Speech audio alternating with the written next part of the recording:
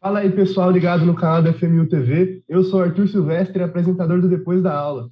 E essa semana estamos com Carla Cristiani, nascida em São Paulo, fotógrafa, formada em Ciências Sociais, mestre em Cultura, Organização e Educação, e docente nos cursos de Publicidade e Propaganda, Relações Públicas, Jornalismo, Rádio e TV e Produção Audiovisual. A gente vai conversar um pouquinho sobre fotografia no cinema, a importância da composição da imagem de acordo com a narrativa cinematográfica, e também sobre a fotografia sob o olhar de mulheres, para ampliar e refletir sobre o tema. Professora Carla, seja muito bem-vinda.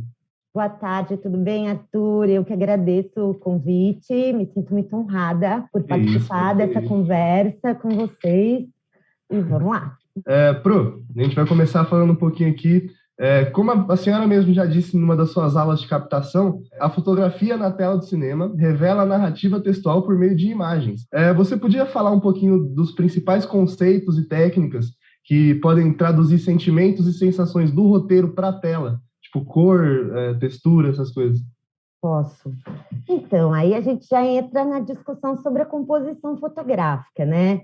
A gente já vai começar a trabalhar planos, enquadramentos, pontos de vista, né? Como você mesmo colocou, a textura, volume, a tridimensionalidade da imagem. Então, assim, a leitura que se faz a respeito a leitura textual, né, a leitura que se faz a respeito do roteiro, ela é absolutamente importante nesse aspecto. Então, toda a equipe tem que estar bastante conectada, né? Quando a gente fala em cinema, a gente fala em uma equipe conectada. Vamos começar a pensar por aí. Então, o diretor, diretora de fotografia é aquela pessoa que tem que estar absolutamente antenada. Então, primeiro, em relação ao texto mesmo, né? Porque essa conversa é importantíssima. A imagem é tudo no cinema, né? O Walter Carvalho mesmo, ele diz, se você apagar a luz, não tem cinema. Não é isso? Porque você tem a imagem ela é o fundamento, ela é importante. Então, é essa história que você vai contar através das imagens. Essa é a mágica do cinema, essa é a magia, né? É você conseguir, através das imagens, então, transmitir o que aquele texto original é modo de dizer, né? Pode ser um texto adaptado também, o roteiro, né? De uma forma geral, está querendo dizer. Então, você tem aí um propósito com a mensagem, uma responsabilidade também em tentar transmitir essa mensagem. Então, você tem que ter conhecimento sobre composição fotográfica, né? Aí que eu quero chegar, o conhecimento sobre a luz, sobre a sombra, sobre a utilização de lentes, porque cada recurso que você utiliza, ou cada instrumento que você usa para poder construir a tua imagem, vai trazer uma sensação diferente, né? Vai trazer uma mensagem mesmo, né? Diferente para o espectador. Então, por exemplo, vamos começar a dar exemplo, que eu acho que fica um pouco mais fácil.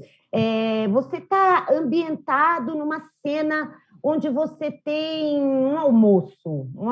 Nesse almoço, você tem uma mesa farta com comida e você quer mostrar aquilo faz parte da cena. Você precisa saber iluminar essa comida, não é? Para que ela apareça, para que ela tenha, que ela seja significativa na cena, que ela tome o espaço dela, que ela tenha textura. Assim, o espectador ele vai conseguir se envolver com aquilo, se esse for o propósito, né? Sempre a pergunta é sempre essa, né? Qual é o propósito? O que você quer transmitir? Então, você quer uma cena, por exemplo, onde você quer mostrar uma paisagem absoluta, né? Uma paisagem natural absoluta, como no filme O Regresso, você precisa de uma lente específica, de uma grande angular. Se você usar um outro tipo de lente, a sensação que você vai passar não é a que você deseja. E por aí vai, você tem a questão com as cores, né? Você pega, por exemplo, um filme do Almodóvar, Julieta, que é um filme que passa sentimentos, né? Ele tenta transmitir para o espectador sentimentos através das cores. Então, você tem que saber trabalhar essa composição, tem que saber fazer uma paleta de cores, vamos dizer assim, construir, né? De acordo com esse sentimento, com essa sensação que você quer transmitir. E aí eu falo, é um trabalho em equipe, porque você também tem que estar conectado com o diretor, diretora de arte nesse sentido, né? Então, a gente estuda, né, quando a gente faz o curso de captação da imagem, essas questões, né? Como levar isso para o nosso público quando a gente está criando, né? Elaborando, construindo, vamos dizer assim, né? A imagem, a fotografia fílmica. E por isso todas as regras de composição, né? Tudo é importante, tudo é importante. É textura, é luz, é sombra, é espaço positivo, é espaço negativo, é padrão, é quebra de padrão. São tantas regras, né? As regras dos terços, e cada uma tem a sua funcionalidade. Então, eu costumo dizer, quando a pessoa domina a regra, domina as regras, ela pode brincar com as regras, inclusive, né? Porque o importante é o quê? É atingir o teu objetivo, né? Que é chegar junto. Chegar junto de quem? Do público, né? Transmitindo a mensagem. É isso. Falando agora da regra do terço, que você citou, e de outras regras também, eu queria saber quais são os principais diretores que você acha que conseguem usar essa regra e as outras com maestria, e quais são os que não usam ou quebram essas regras, mas mesmo assim a narrativa fica impecável. Sim. Então, vamos lá, a gente tem uma série de diretores e a gente não pode esquecer também que esses diretores, por mais geniais que eles sejam, né, alguns que eu vou citar aqui, eles não estão sozinhos também, né? Então, quando a gente fala em direção, pensando em imagem, a gente tem que situar o diretor ou a diretora de fotografia do filme também. Então, por exemplo, eu vou falar de Stanley Kubrick, eu tenho que falar de John Alcott, entende? Principalmente se eu for citar esses 4 filmes aqui, Barry Lyndon, O Iluminado, Laranja Mecânica, são os 4 filmes que John Alcott fez a direção de fotografia. Então, não dá para falar só do Kubrick, entende? Eles trabalharam em parceria. Então, assim, a gente tem um conhecimento técnico, né, do diretor de fotografia, nesse caso específico, o John Alcott, que vai, sim, utilizar todas as técnicas. Ele trabalhou muito sob pressão, inclusive, porque o Kubrick era terrível, né? Conta a lenda que o Kubrick explorava o John Alcott, assim, emocionalmente, entende? Para que a coisa ficasse perfeita, do jeito que ele queria, né? Porque o Kubrick também era fotógrafo, a gente não pode esquecer disso, isso não é um detalhe, isso é uma coisa absolutamente importante. E as imagens dele, elas são absolutas em termos de simetria, né? Se a gente for trabalhar a questão da composição, da geometria, da simetria das linhas, né, dos enquadramentos perfeitos, a gente não tem por onde, né, encontrar uma imagem que esteja fora, desconectada de alguma regra, entende? De composição fotográfica. É lógico que ele também inova, e inova de outras formas, né? Por exemplo, Barry Lyndon é um filme todo feito em iluminação natural, né? Você tem algumas cenas feitas com luz de velas, né? Então, assim, você já tem ali uma ambientação diferenciada para o filme, etc. e tal. É claro que isso também vai exigir recurso técnico para ser feito.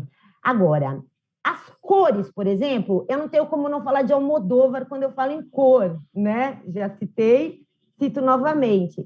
Agora, o filme, assim, que é o clássico, vamos falar assim, o clássico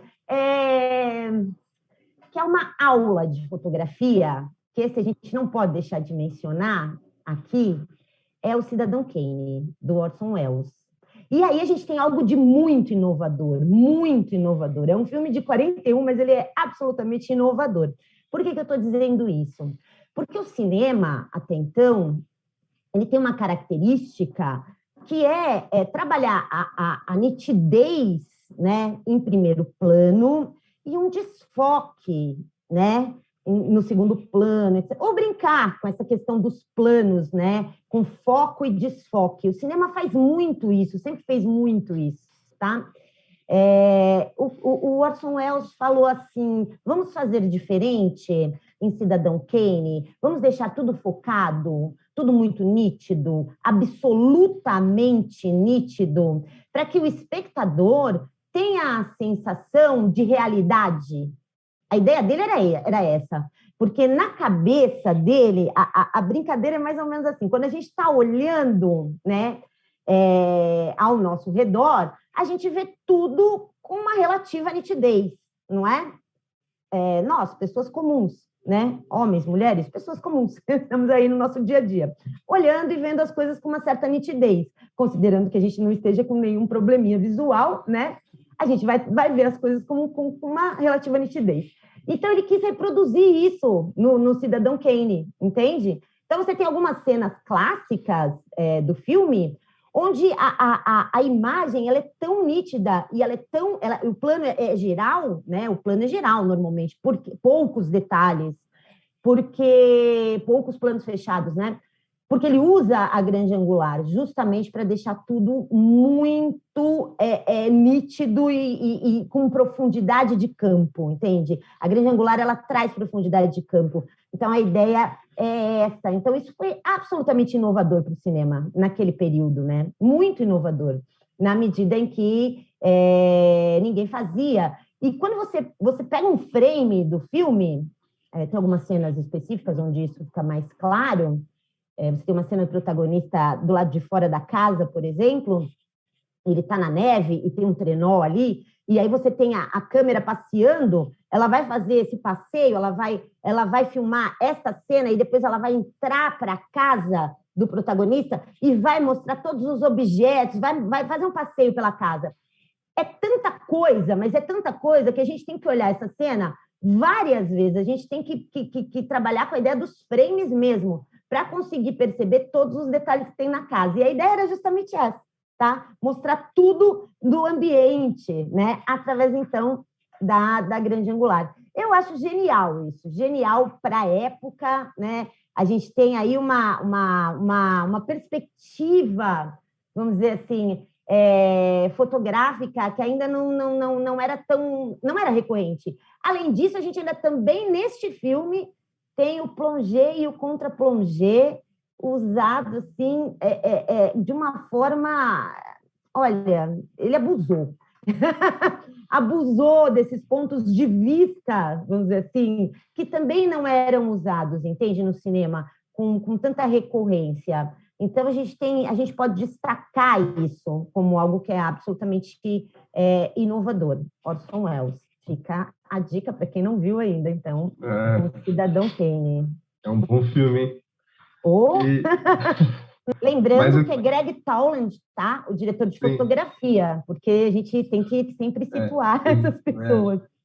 A gente agora vai passar para outro filme que você citou, que eu acho que a maioria do pessoal aqui já assistiu, gosta muito, que é O Iluminado. É um filme excelente, você citou. Você podia falar um pouquinho sobre a direção de fotografia desse filme em específico? Posso.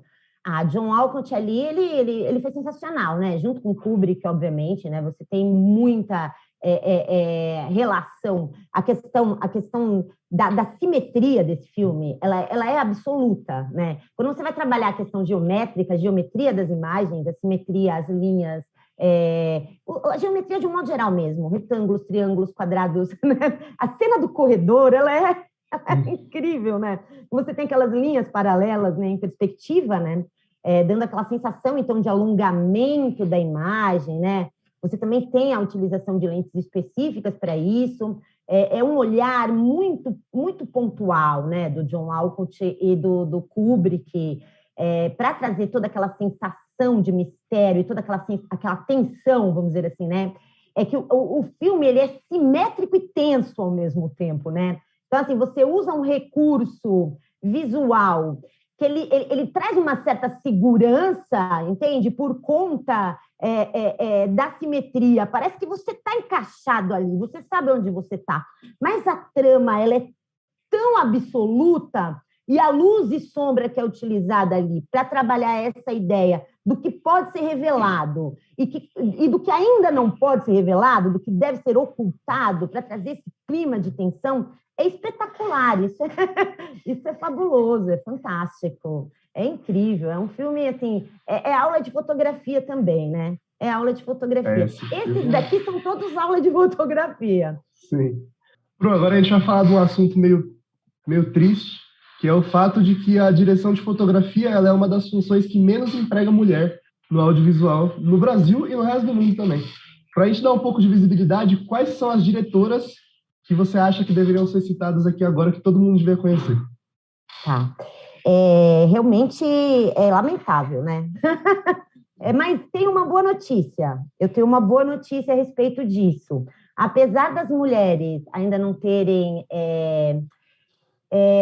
esse reconhecimento, vamos dizer assim, né? Porque mulher fotógrafa tem muita, diretora de fotografia tem muita, trabalhando, fazendo filme, às vezes até num ambiente que não é reconhecido, porque ele é mais underground e tudo mais, mas temos muitas mulheres atuando nessa área, e o que falta mesmo, muitas vezes, é a oportunidade, é o reconhecimento, é a abertura do espaço, porque elas existem, elas só precisam ocupar o espaço, e para elas ocuparem, elas têm que ter, né, obviamente, esse direito, vamos dizer assim, garantido. Eu não posso deixar de falar sobre isso, porque o ambiente ainda é muito masculino, entende? Ainda é muito masculino, não só na fotografia fílmica, tá? Na fotografia estática também, dependendo da área, né? Porque a fotografia é ampla, né? A gente tem várias áreas. Então, por exemplo, numa área como a que eu trabalho, que é a fotografia de rua, é um ambiente bastante masculino ainda. Então, a gente tem que ocupar esses espaços, né? Tem que ocupar esses espaços. Mostrar que veio, porque as pessoas elas ainda têm uma desconfiança do trabalho da mulher. E ainda existe uma competição que é uma coisa tão, tão boba, vou usar essa palavra, boba, porque é realmente uma coisa boba. Eu acho que competir já é bobo, né? Porque, assim, você só compete consigo mesmo, não é verdade? Porque você vai ultrapassando os seus próprios limites, né? Eu acho que é isso, a ideia da superação é legal, né? Não é nem competição. A ideia da competição é sempre péssima. A competição entre gêneros, gente, é boba, né? Então, isso existe muito. Mas a notícia boa é que tem uma turma, eu vou ler aqui porque eu não lembro de cor o nome, eu descobri isso recentemente. Diretoras de Fotografia do Brasil, www.dafb.com.br. Eu não sabia que existia esse site. É um grupo de mulheres cis e trans, tá? E lá elas colocam os trabalhos delas. Então, você tem operadoras de câmera, você tem fotógrafas, você tem diretoras de fotografia, tá? Então, assim, querendo contratar mulheres, ó a possibilidade aí. Temos os trabalhos delas, né, sendo divulgados nesse site. É um site de 2016, então já faz um tempinho que ele existe, né? E parece que ele funciona, ele é bastante funcional nesse sentido. Eu achei interessante saber disso. Então, né, vamos falar aí de algumas fotógrafas. Eu não vou falar das clássicas, porque senão eu vou ficar aqui, gente, muitas horas. Então, eu vou falar assim, de algumas fotógrafas que eu acho importante. Eu vou começar pelo filme que ganhou o Oscar. Vamos começar pelo que está bombando. Então, a gente tem aí Ataque dos Cães, diretora de fotografia mulher, filme indicado para o Oscar, tá certo? O nome dela, Ari Wegner. Não ganhou, né, a indicação, foi indicado, mas não ganhou como direção de fotografia. Quem ganhou foi o filme Duna, ganhou como melhor filme, é um filme também dirigido por uma mulher, tá certo? Jane Campion. Então, a gente tem duas mulheres trabalhando aí, né, indo para o Oscar. Eu acho isso fundamental, fundamental. A segunda indicação de direção de fotografia feminina na história do Oscar. Veja bem, eu não poderia, né, deixar de falar sobre isso. Então, vamos ficar ligados, vamos ficar esperto, né? Esperta e esperto, acompanhando o trabalho dela, né? Que eu acho que deve vir coisa boa por aí. A fotografia do filme realmente é belíssima, vale muito a pena. Quem ainda não viu esse filme, ver, tá?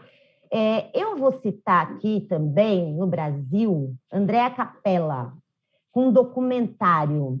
Mexeu com uma, mexeu com todas, porque tem muito a ver com o que a gente está falando, né? Então, a gente tem uma temática aqui, que é uma temática feminista, nesse sentido, né, da sororidade mesmo. É um filme de 2017 e também dirigido por uma mulher sensacional, que é a Sandra Werneck, tá certo? Que tem filmes incríveis.